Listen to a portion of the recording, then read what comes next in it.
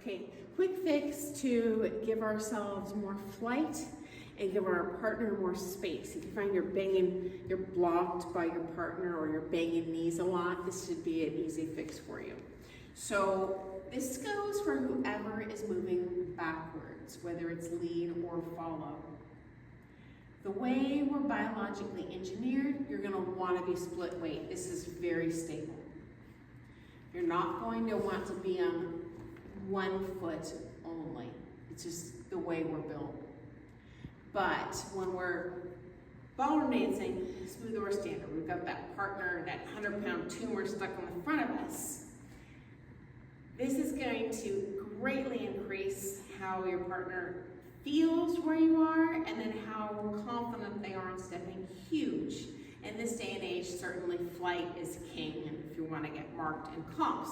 So our cheat is whenever we're moving forwards or backwards. I'm only going to show my standing right leg today because of my broken pelvis, but this will apply to both feet ultimately.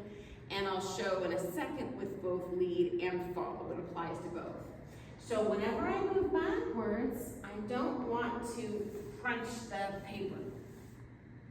I'm going to use the top of the foot, and they call it caressing the floor, or another way to visualize it is just sliding the paper.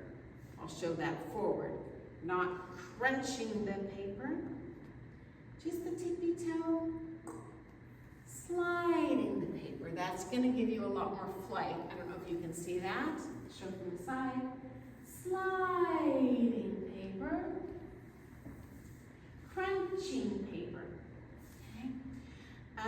And this applies to both lead and follow every single time you go backwards. And so just for today's kind of purposes, I'm just going to show that standing leg action.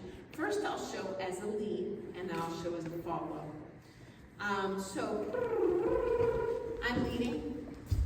I'm going backwards, say in a reverse way. This is bad. Scrunching paper. This is better. Touching, touching, touching, touching, touching, touching. We're gonna get a lot more flight that way. And I have one more request for both men and lady, lead and follow. You're gonna be tempted when you do this foot technique to go here. Just how we're built, right? You're gonna wanna go, So I deliberately need to think about, for both lead and follow, sending my rib forward and my head back instead of rib forward, head forward. And so I'll show that, correct this time. Here, actually I'm sorry, I'm not tracking well. Here, here, here, here, instead of here.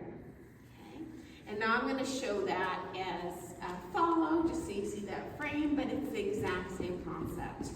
So what we, especially as more of a beginning level dancer follows, we're so eager to show him that we know what we're supposed to do next that we pull him onto the next spot.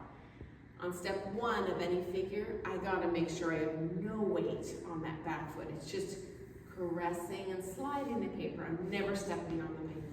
So I'm going to take the left foot through me. So this is bad. Oh, I know where he wants me to go. And then I just go. Especially for competitive level dancing. Patience, patience, patience, patience. What if he wants to change direction? Easy peasy lemon squeezy. As soon as I'm split weight and he changes, we end up being really rocky on the top. So we'll show that bad. And we'll show a little better. Sliding, sliding, sliding, sliding. Okay, so that is it. You might even try that as lead and follow in your kitchen alone to get that balance and strength. And it does require a lot of flexibility in the lower back too. That won't happen overnight, but it definitely will happen.